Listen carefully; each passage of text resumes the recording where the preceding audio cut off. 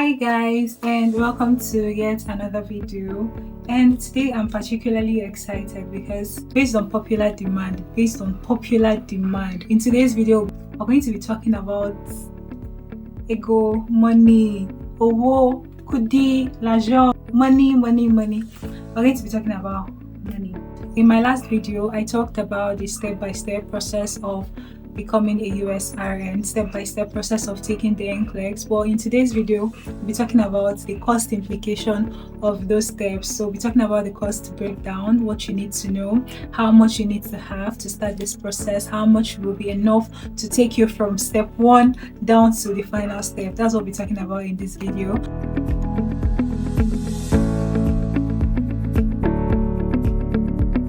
But before we continue, please, if you're yet to subscribe to this channel, kindly do so. Kindly drop a like, drop a comment, share this video with those who might find it helpful. Please, let's grow this community together. Also, before we go ahead, you might want to get a paper, a pen, and your calculator. Let's do the maths together. Let's press it, let's calculate it together so we don't make any mistakes. All right, I've written it down here, so if you see me looking down, just know that I'm trying to give you the correct figures. Okay, I don't want us to make any mistakes.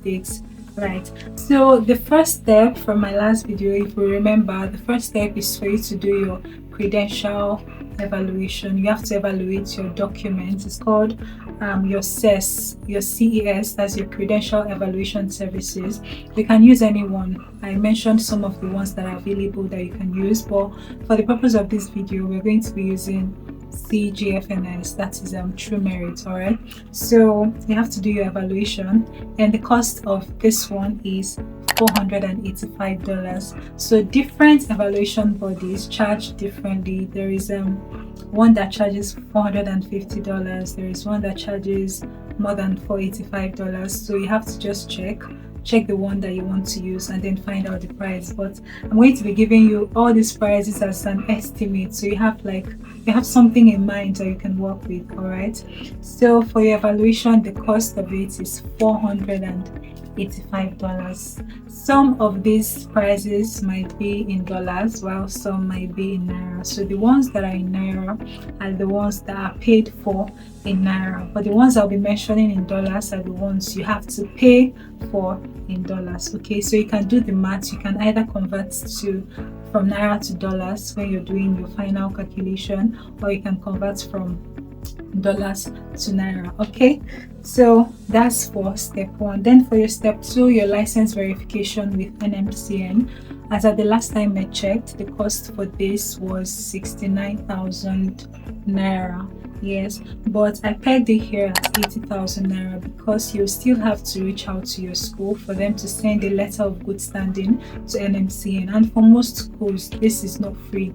They charge you for this, so make a separate budget for this. For your license verification, sending your letter of good standing to NMCN, the total cost that I pegged it at is 80,000 naira. You might have some change and you might not, but let's peg it at 80,000 naira. Okay, then for your step 3 is for you to get your professional transcript sent over to CGFNS, or sent over to your evaluation body. Now this one equally varies with schools.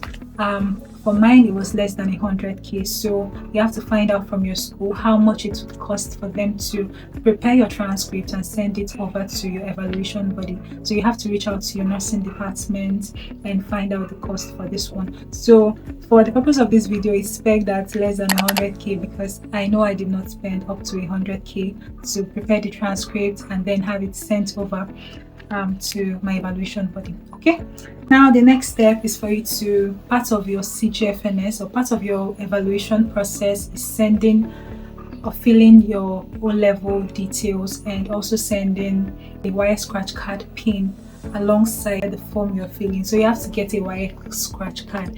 If you're combining results, WAEC results, you have to get 2 scratch cards. If you're combining 2 WAEC results, you have to get 2 scratch cards for these 2 separate results. All right, so I got mine for less than 7k. I'm not sure the exact figure, but just peg it at between 7,000 to 10,000 naira. Okay, Then your next step is your Board of Nursing registration. This one also varies depending on the Board of Nursing you're using. But if you're using a Board of Nursing like Texas, the registration fee for it is $75. If you're using a separate Board of Nursing, you may have to find out the specific cost for registering with that particular Board of Nursing. But for Texas Board of Nursing, as at the last time I checked, the fee for registration is $75.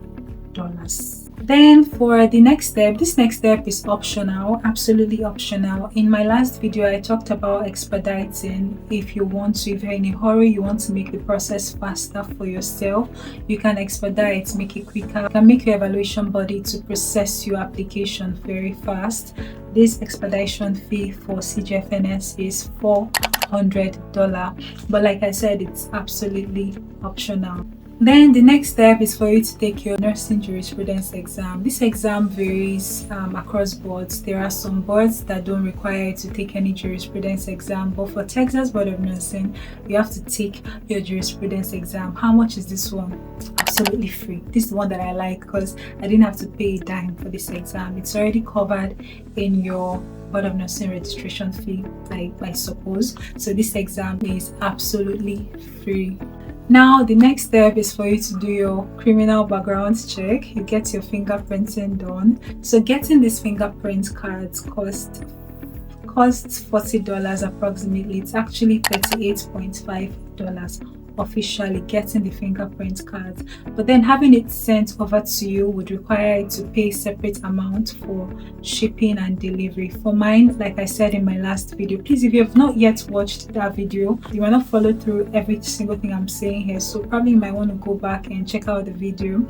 So I mentioned in my last video that I used a third party to get mine sent over to me, so I just had to pay the delivery fee, the way bill fee, and all of that. I'm not sure, I can't remember how much I paid, but I know it was less than 20,000. It was sent over to me and I had to take it to police headquarters, paid the amount that was asked of me. I can't remember how much either, but it was less than 10,000 naira. Then I got the fingerprinting done and I sent back the cards. I used UPS. You can use FedEx, you can use DHL. These are the ones I know. I'm sure there are many other ones, so check out the one you can use to send it back to the US. So getting your fingerprint cards costs you officially $38.5. You pay through the website, but getting the cards sent over to you and all the logistics surrounding it, let's just peg it at 100,000 naira. These are estimated figures to give you an idea of how much to budget for. All right, now when you're done with your background check and submitting your fingerprint cards, the next step for you is to do your Pearson VUE registration. You register for your NCLEX with Pearson VUE.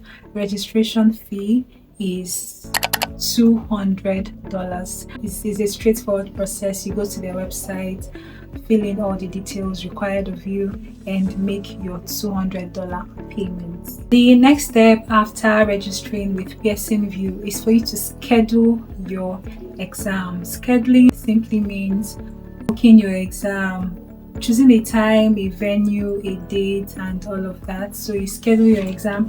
Now the fee for scheduling varies. For the Philippines, you schedule with $150 if you want to take your exam in the Philippines. If you want to take your exam in the UK, you pay $180. If you want to schedule your exam and write it in Kenya, you pay $150. And if you want to write your exam in Brazil, the scheduling fee is $200. So this one varies depending on where you want to go for your exam, depending on the country you're at or where you intend traveling to for your exam. The next step is to book your flights, your return flight, your two-way tickets. Now the price for this one varies depending on the airline and depending on the time that you're booking.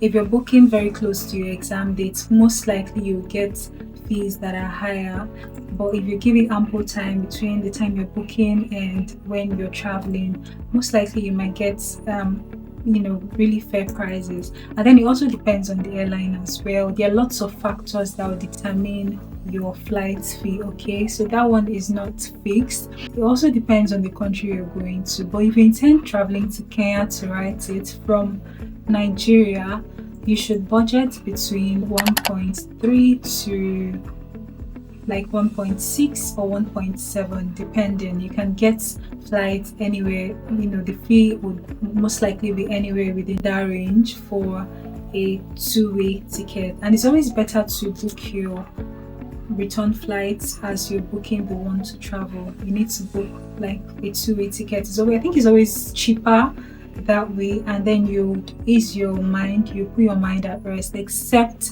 you're traveling to a place where you don't intend coming back from anytime soon. But aside that, it's always better to book your return flight instead of booking to go and then later booking to come back. I think it's more affordable when you do like a two-way ticket. But just check and do what works for you. All right, so finally you've arrived in Kenya. Where will you stay? How will you find your way to your location, to your exam center? This is where hotel reservation comes in. You have to make arrangements for where you will be staying. So there are different kinds of apartments. It depends on you, the kind of place you would want to stay, and your budget as well. So for this one, for you to get like a fairly good apartment that is furnished, where you'll be comfortable for about 3 to 4 nights, just make a budget of like 100 to 120.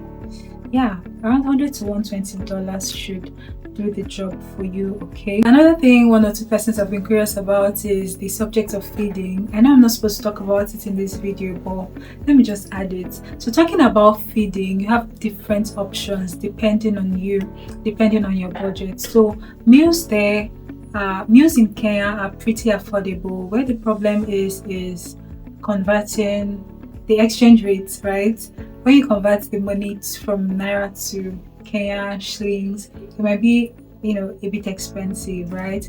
So it depends on you. If you feel you can order food, fine and good. But depending on the apartment you're staying at, some apartments are furnished. You are able to cook your own foods. They have everything you need, your cooking utensils, your stove, and all of that. So you can decide to bring some raw foods with you and then cook them while you're staying there. So that one is totally up to you. You can figure it out. I mean, it shouldn't be a problem, right? So we've come to the end of the video. Thank you for watching. Thank you for staying with me. Please, if you're yet to subscribe, now is a good time to click that subscribe button. Share the video with someone who would find it helpful. Let's grow this community together.